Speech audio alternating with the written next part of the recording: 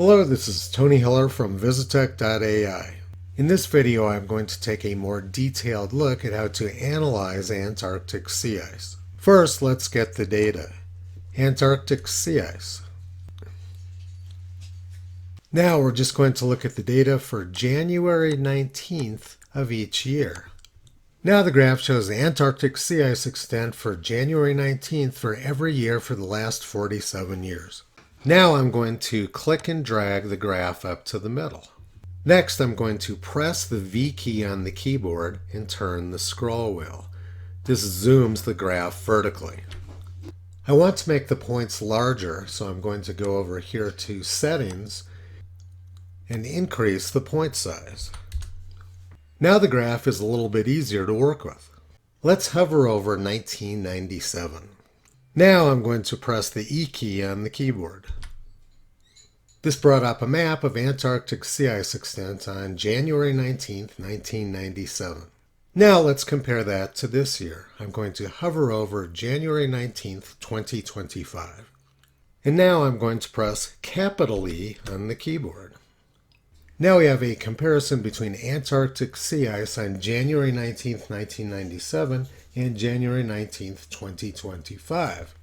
Green areas show where there's more ice this year, and red areas show where there was more ice in 1997.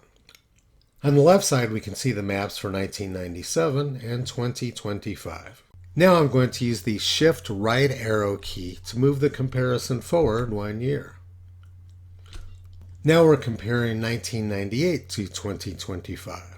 I can keep doing these comparisons using the Shift right arrow and Shift left arrow keys.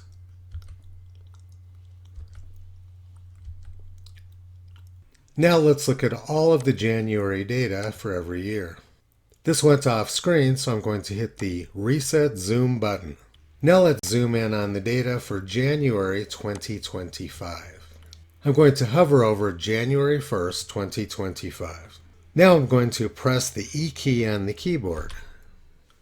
Now in this map we can see how much the ice has melted this month near midsummer. The red areas show ice loss from January 1st until January 19th of this year. Now I'm going to reset the zoom and select all months. Then I'm going to tell AI to graph by year. The point size is a little large, so I'm going to set it back to 1. Now let's take a look at how Antarctic sea ice has changed over time. I'm hovering over 1978, 1979, 1980. Now I'm going to use the down arrow key on the keyboard to go to the next year, and the next, and the next. We're looking at 1983 now, 1984. I'm just going to go through each year progressively using the down arrow key.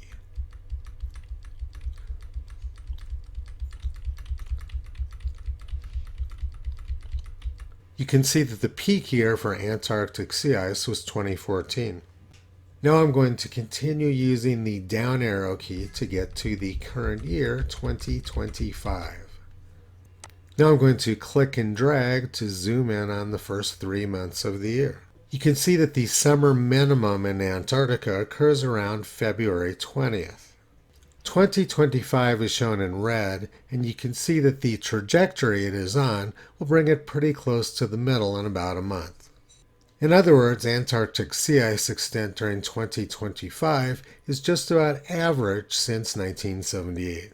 In a matter of just over 4 minutes, we've learned more about Antarctic sea ice than you would learn from watching television or reading the newspaper for several months. If you want to understand your large data set, there's no tool like Visitech.ai. You can go to app.visitech.ai to get started.